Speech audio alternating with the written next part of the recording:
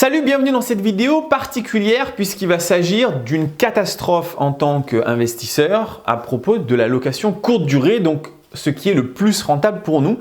Il s'est passé quelque chose depuis quelques temps, mais c'est vraiment passé sous les radars. On en parle très peu sur Internet et il faut que je te fasse une mise à jour.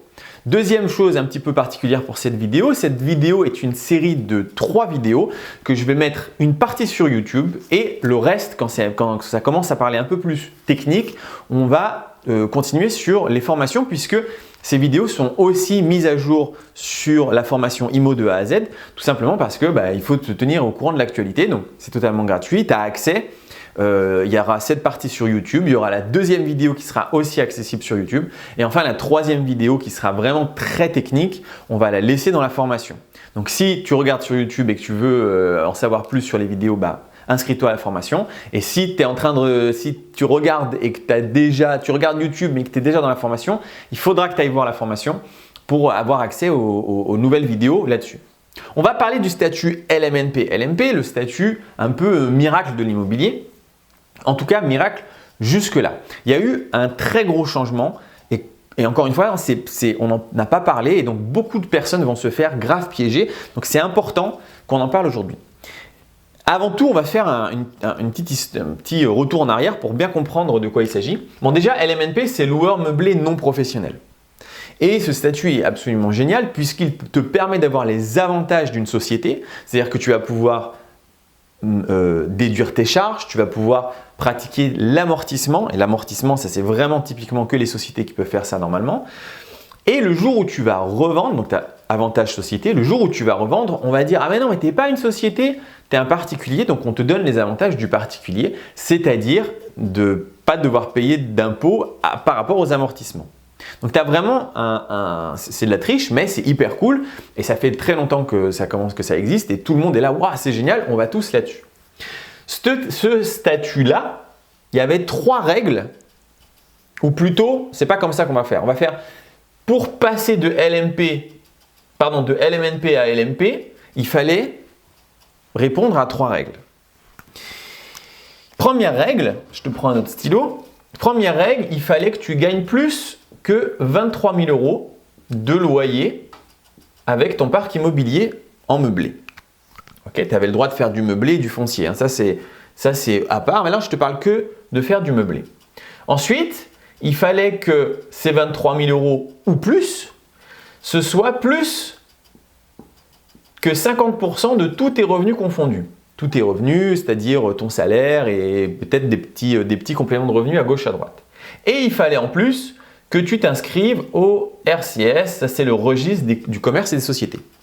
Et donc si tu faisais ces 3 règles, si tu avais ces 3 règles, bienvenue dans le monde absolument merdique du LMP. LMP, loueur meublé professionnel, c'est naze. Voilà, je vais résumer, c'est super nul.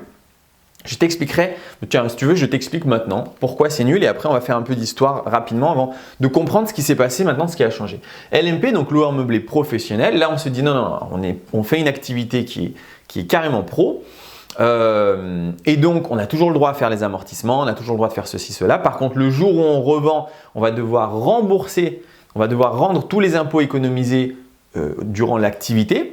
Donc, on va être beaucoup plus imposé à la revente et en plus de ça, on ne va plus cotiser à la CSG-CRDS qui est un impôt. Alors, il y en a un, c'est de l'impôt, c'est du remboursement de la dette et l'autre, c'est des cotisations sociales pour un peu tout le monde. D'accord ? Mais on va dire, mais tu n'es plus un particulier, donc tu n'as plus besoin de faire ça, tu deviens un professionnel. Donc, tu vas être assujetti à la SSI, Sécurité sociale des indépendants.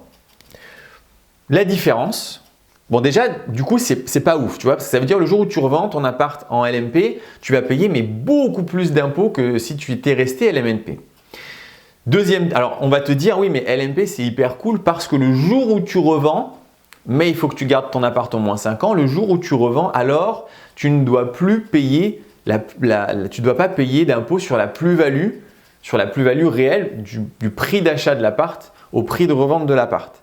Tu devras payer sur les amortissements, ça oui, il va falloir tout rendre, mais sur la vraie plus-value, on va dire, donc la plus-value long terme, tu n'as pas besoin de payer. Bon, ça te fait une belle jambe puisqu'en général, tu t'en fous parce qu'en LMNP, bon, tu la payes, mais si tu veux, si tu calcules la totalité, si tu calcules entre le fait que LMNP t'a pu amortir et donc quand tu revends, tu ne vas pas devoir rembourser ces amortissements alors qu'en LMP, tu vas devoir rembourser ces amortissements, en gros, tu vas payer plus ou moins la même chose. Donc, c'est pas ouf. En vrai, c'est vraiment pas ouf du tout.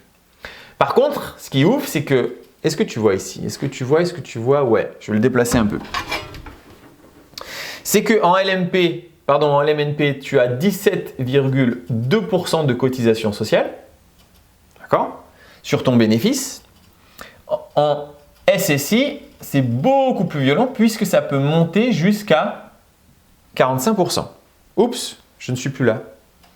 Reviens caméra. Merci, c'est l'autofocus. Donc, LMNP 17,2% de cotisation, LMP 45% de cotisation. C'est énorme. 45% sur ton bénéfice, c'est vraiment énorme. Du coup, tout le monde restait là, quoi. Pourquoi est-ce que tu serais allé en LMP? Il n'y a que quelques rares raisons du genre tu ne fais pas de bénéfice. Et donc, si tu ne fais pas de bénéfice, tu n'as pas bien fait ton boulot d'investisseur.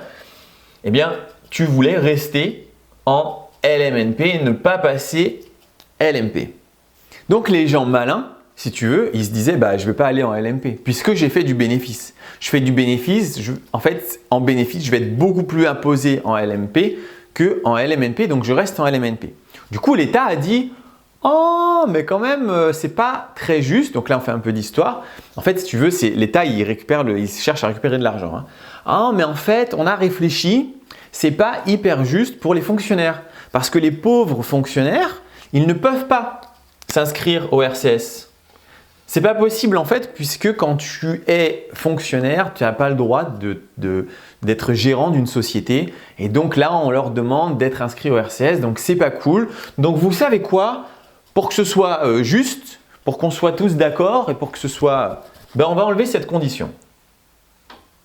Il n'y a plus besoin d'aller volontairement s'inscrire au RCS. Comme ça, le pauvre fonctionnaire va pouvoir être LMP puisqu'il veut absolument être LMP. Encore une fois, c'est faux. Personne ne veut ça. C'est pour ça que je dis c'est un peu l'arnaque. Donc, il n'y a plus besoin de RCS. Donc maintenant, ce sera plutôt automatique en fait. C'est si tu gagnes, parce qu'avant c'était un choix, tu vois, tu t'inscris ou tu t'inscris pas. Maintenant, il n'y a plus le choix. Si tu gagnes plus que 23 000 €, ça va, tu n'es pas obligé de passer LMNP, sauf si ces 23 000 €, ça correspond à plus que 50% de ton salaire. Ce qui veut dire que si tu gagnes 100 000 € avec ton métier, c'est pas grave, tu peux continuer à être LMNP jusqu'à 100 000 € de location. D'accord? Par contre, si tu gagnes que 22 000 €, 23 000 € de loyer, tu gagnes plus avec ton immobilier. Tu es donc dans la case plus que 50%, plus que 23. Bienvenue dans le monde merveilleux du LMP, tu vas prendre cher. Donc, ça a été il y a 2 ans, plus ou moins, 2-3 ans. Et là, ça a été branle-bas de combat pour tout le monde. Il a fallu trouver des solutions.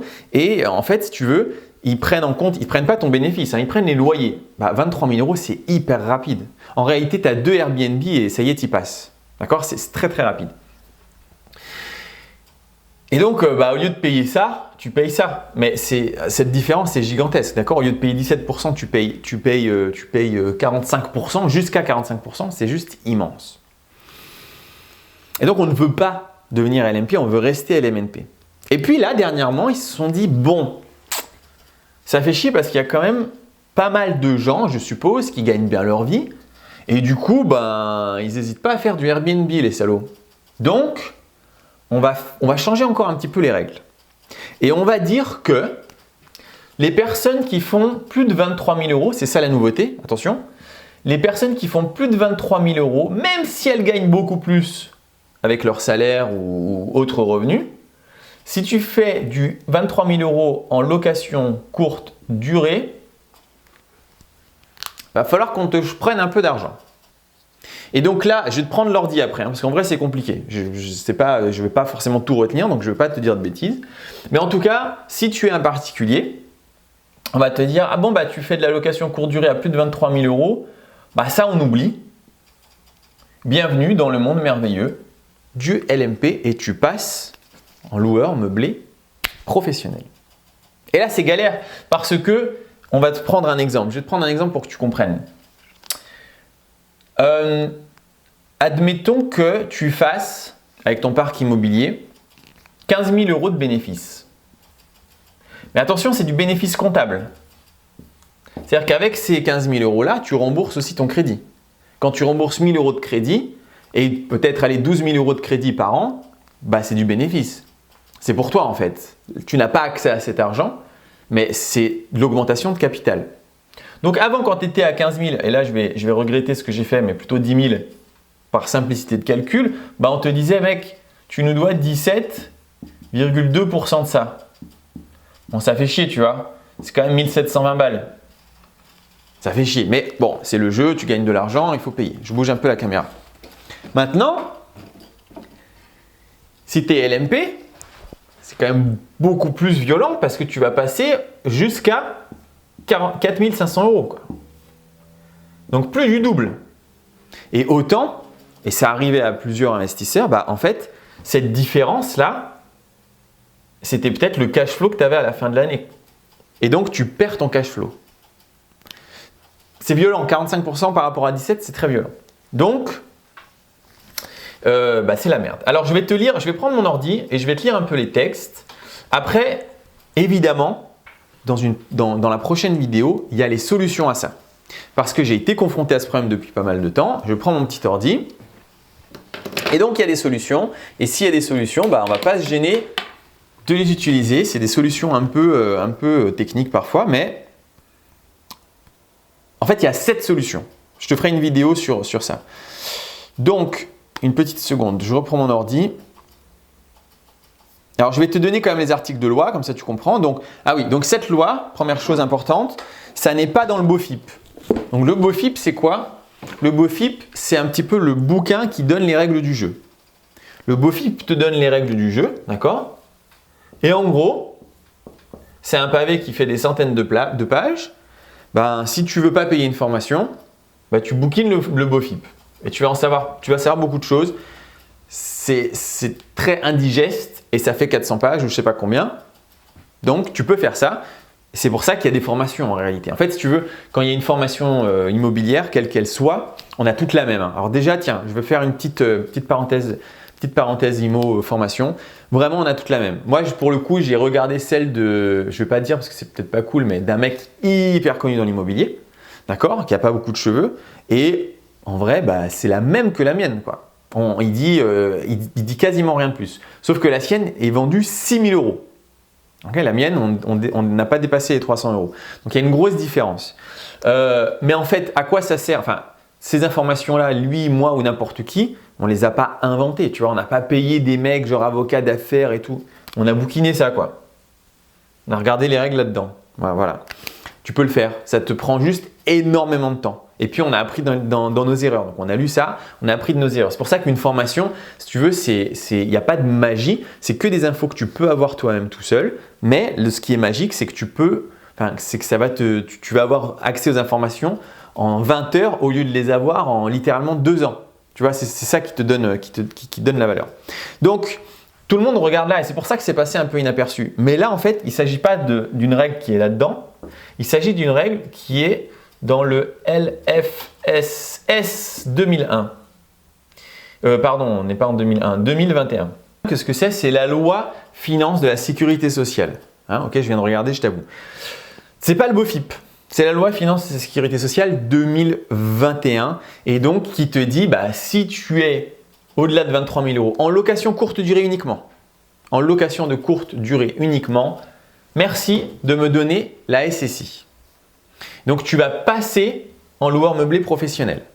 En vrai, c'est très problématique hein, parce que tout ton parc va partir là-dedans et donc c'est la merde. Donc il va falloir contrer ça.